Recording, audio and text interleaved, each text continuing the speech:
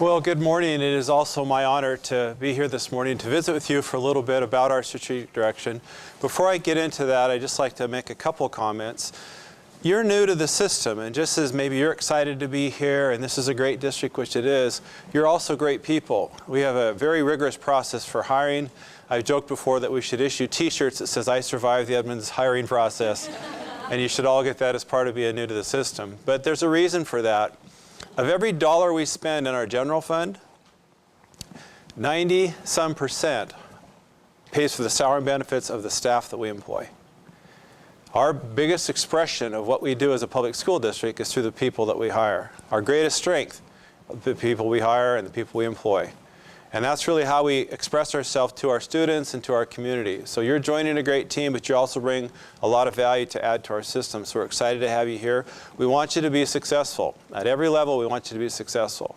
If you're struggling with something in your personal life, we've got an employee assistance program, which you'll learn about. If you're struggling at work, talk to the people around you, talk to your association, talk to your supervisors.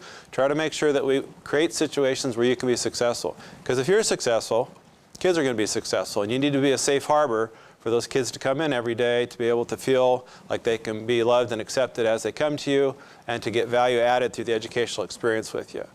So part of that is managing your own life and taking care of yourself and eating right and doing the things that helps give you balance and making sure that you don't lose the joy of teaching and the busyness of teaching, because there's a lot of challenges that come with this profession right now, as you know. We do have a great system, a very supportive community. We could tell a lot of stories about that.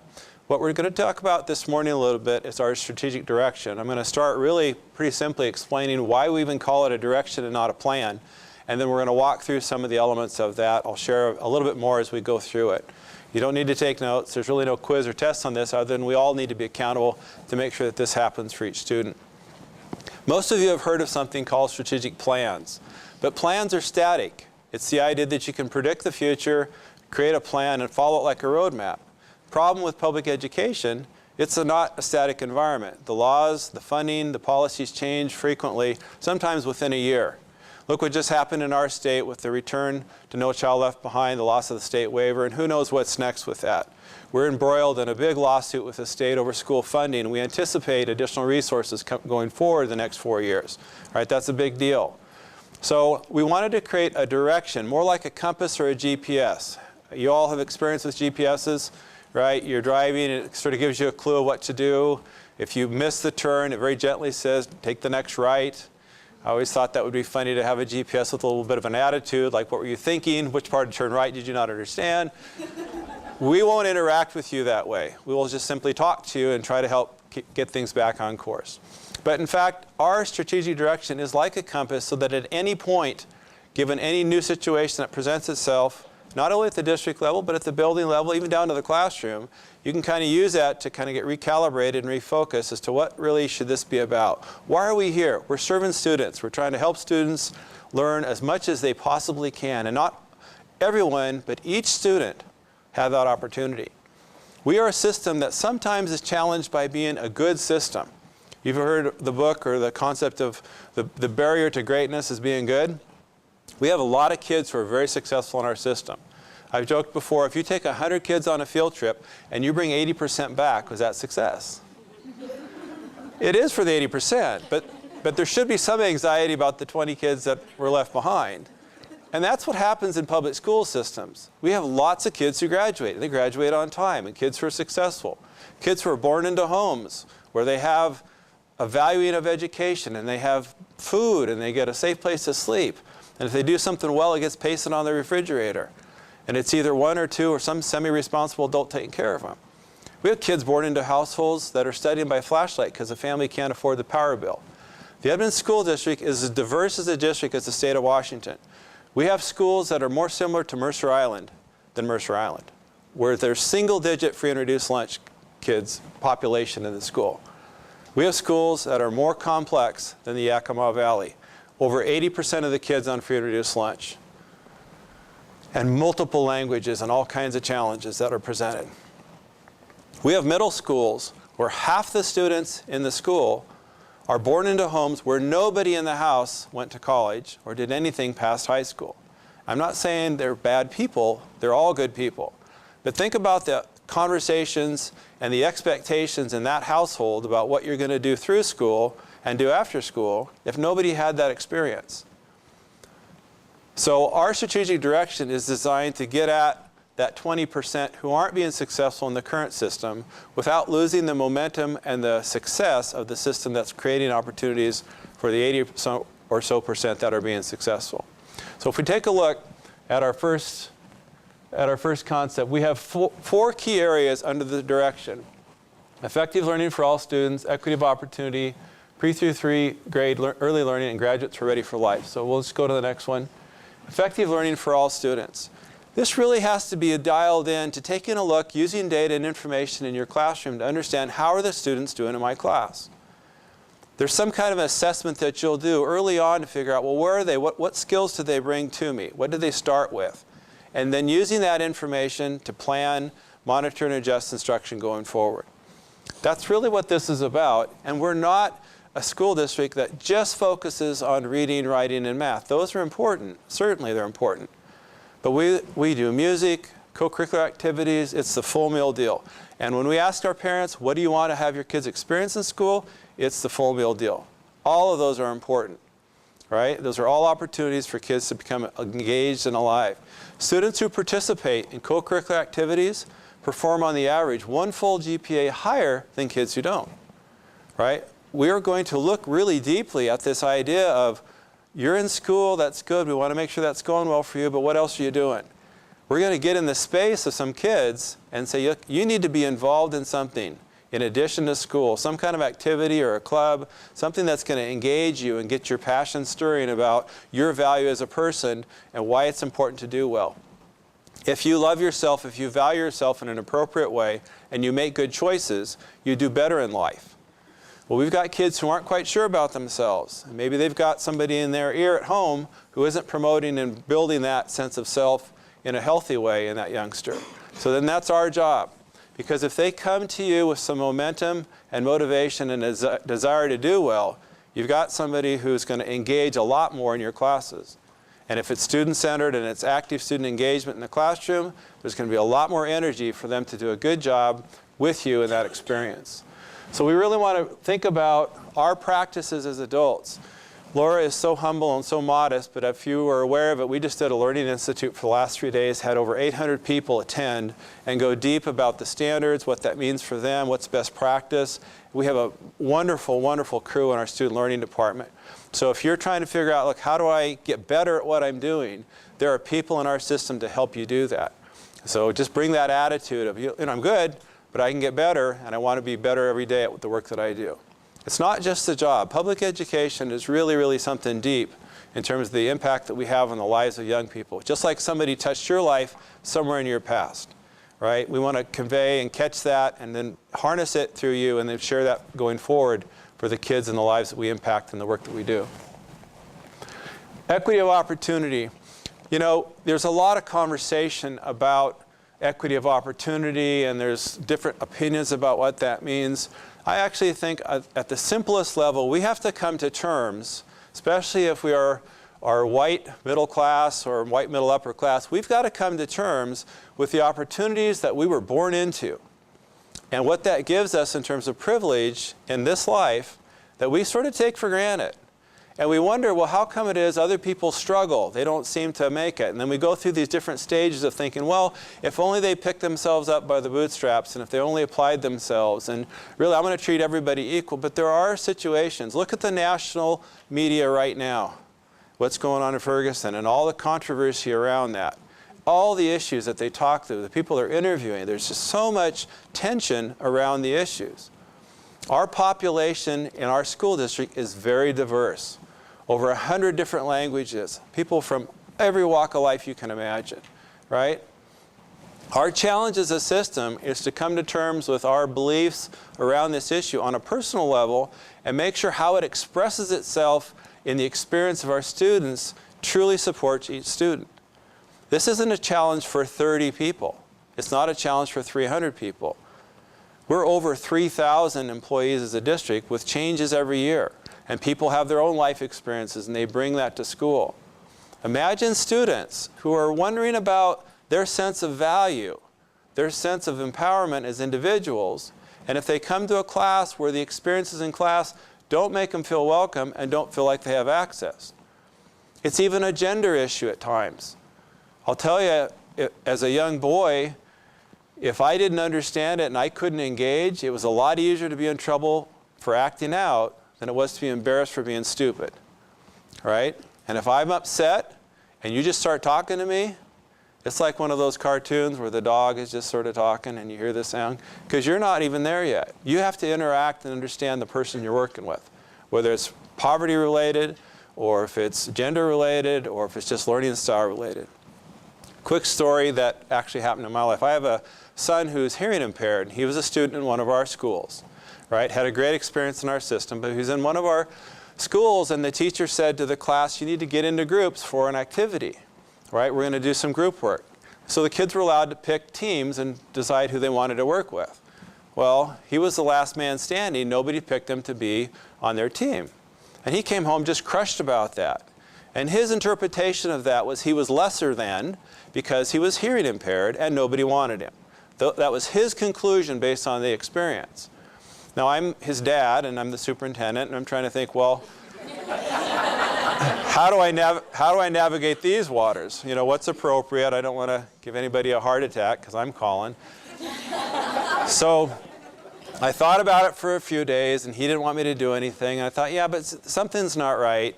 You know, so I talked to the principal and they kind of ran interference. And I just had a question for the teacher. If the teacher could figure out what actually had happened in that experience. The teacher said, yeah, it just seemed really odd because he's really popular and the kids like him, and so it just didn't make any sense. So she said, let me scout it out a little bit. So she goes and she starts to talk individually with some of the kids in the different groups, say, well, what was the issue with Kyle? How come nobody picked him to be on their team for this class assignment? They said, well, we love Kyle, but he has an interpreter that comes with him in a small group. And we didn't want the adult in our conversations because, you know, at times we talk about things that's not related to the assignment. Now, this is just our kids. You never did that when you were in school. So the whole thing was this social dynamic that goes on in a secondary system where the kids were kind of trying to insulate their little groups from that issue. The teacher had no idea that that dynamic was at play. Kyle's interpretation was there's something wrong with him, right? And the kids were pretty much just being kids. The teacher said there are 100 ways I could have organized the small group activity that would have picked up for that and accounted for that, right? So lessons learned. I share it because it was really a personal issue as a parent when you're trying to protect your kid from that kind of injury. Imagine yourself if you ever not been picked for the softball team or you were picked last in PE. I mean, heads are nodding. You know what that's like. Those are crushing experiences. As an adult, you look back at that and you can think and interpret it differently, right? But there's an emotional memory and an emotional response to these experiences that we have. So this equity of opportunity, it's an awareness of how what we do impacts the people that we work with, right? And we have a challenge to deal with our own baggage, our own lenses that we bring to this. We all own that. And then figuring out how do we become more effective at how we work with such a diverse population that we serve. Let's go pre through 3rd grade learning. The power of early learning is incredible. And we have to get into the space of what kids experience even before they're in school. We're doing some great work in our early learning classrooms. We're also reaching into our early learning community to talk about the quality of what kids experience in preschool. There is a ton of research, deep research about the power of language that's used at home and the impact that vocabulary has on the development of children's brains and their ability to be intelligent and to function well in school. What if you're born into a home where that isn't happening? You get to school, like we have kids that come to kindergarten. We have kids that come to kindergarten who are reading, and kids who come that are sorting through the alphabet, and kids who come who don't speak English, and their family is not even literate in their language other than English at home. And the challenge for the teacher is to look at this broad continuum of ability and figure out how do I design lessons that keeps these kids that are able, interested, works with the kids who aren't capable yet in a way that they don't feel defeated because it's so hard for them. So we're doing a lot more differentiation in our classrooms. We don't have that bell curve like most communities. We don't have that bell curve represented in the same way. That is your challenge, and we want to support you in that. Be aware of that when it comes to you through the door. This work that we're doing in early learning is really designed and focused to get at these populations. We're going to try to do more, even be more aggressive into the community to affect the quality of what happens in early learning. If they know what kids need when they're with us to be successful, can and will they, because they're not under our authority, will they change what they're doing in the early learning programs to affect students? How do we get parents to be more thoughtful and more active and more competent as parents because of the impact that it has on students that come to us? Graduates who are ready for life. This is really, really a powerful thing for us. Our product as a system, a K-12 system, represents the kids who graduate from our system. We're trying to look at that and figure out how do we play it backwards and get involved earlier in the lives of kids. Now here's an interesting statistic for our district. Between 3rd grade and 7th grade, 30% of our population in the district changes over. 20,000 students, but between 3rd grade and 7th grade, about 30% of who comes to our schools has changed. Between 7th grade and 10th grade, it's about 26% changeover. So between 3rd grade and 10th grade, do the math, over half the population in the school district has changed over. Now, you come to us from somewhere else, Idaho, Montana, Eastern Washington, wherever. You come to us at some place on that continuum. We didn't control, we don't know all of what you had in terms of your early learning experiences. We love you, we take you as you come to us. We have to figure out pretty quickly where you're at and what's going on, and then how do we move you forward? We have a 3rd grade classroom at Westgate Elementary 2 years ago. 100% of the kids who started finished at the end of that year. We have a 3rd grade classroom 2 years ago at Spruce Elementary. 100% of the kids who started changed over in a class of 30 by the end of the year. Those are different worlds. Those are different challenges for teachers. I'm not making a judgment about people who are mobile, right? But it presents a different challenge to us in the system. So to some extent, we don't know how long we have these kids. In the time we have them, we need to figure them out quick, understand where they're at, add as much value as we can so that wherever they go next, they'll be more successful. Many kids stay with us and we have that continuity. So things like K-12 curriculum alignment make sense. Actually, this move to have standards apply across states, whatever name we're going to give it, however long it lasts, Common Core or not, the idea of having a common curriculum is a good idea because we do share kids from school to school, district to district, and state to state. That's not a bad thing. We're just responsible for the kids that are with us while they're with us. That's where we want to make the biggest positive impact. Getting graduates ready for life is meaning looking at what's going on in these kids' life. They need to be successful in school. But if you were a student, as you were, that went to college, somebody was telling you probably about 5th and 6th grade that it was important to do well in school and to take math and classes that you maybe didn't want to take and to do well in those classes, right? It changed your trajectory through school. It changed your attitude and changed your approach. We have to get in the space of kids and their families early enough who aren't aware that those conversations and those decisions need to happen. The public school system shouldn't just work for people who are system savvy because they know how to work through the maze. It needs to work on a desperate level to make the promise happen for each student, for the families and kids who don't understand how the system works, who maybe are intimidated by the system. They had bad experiences with the system. The system doesn't look like them. In fact, they might not even be legal citizens of our country. But that doesn't make their kids chop liver and to be excluded from the opportunities that we promise all of our kids. So that's what we're asking you to do with the strategic direction work, is when you're in the moment, all right, you're not being supervised, the door's closed, it's just you with kids and with families. Think about those young lives and think about you're the gatekeeper to the opportunities that they have to go forward. We're going to be looking at data. We have indicators we're developing to how to measure these directions. Those will be processed a bit more, and we've got some really powerful work groups that will come together, and literally we'll have board members and parents and teachers and community people and even students circled around each of these key areas of the strategic direction, looking at what are we doing, what's working, what do we need to do next. And as we see additional funding from the state, which will happen, we're going to take those dollars and we'll influence where the new money goes based on the direction of the strategic work. That's what we're going to do going forward. How are we doing on time, Laura?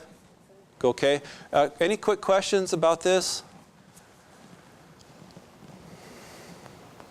We're very permeable as an organization, so you don't have to worry too much about who you ask a question. If you have a question, just ask somebody. You can email at any time.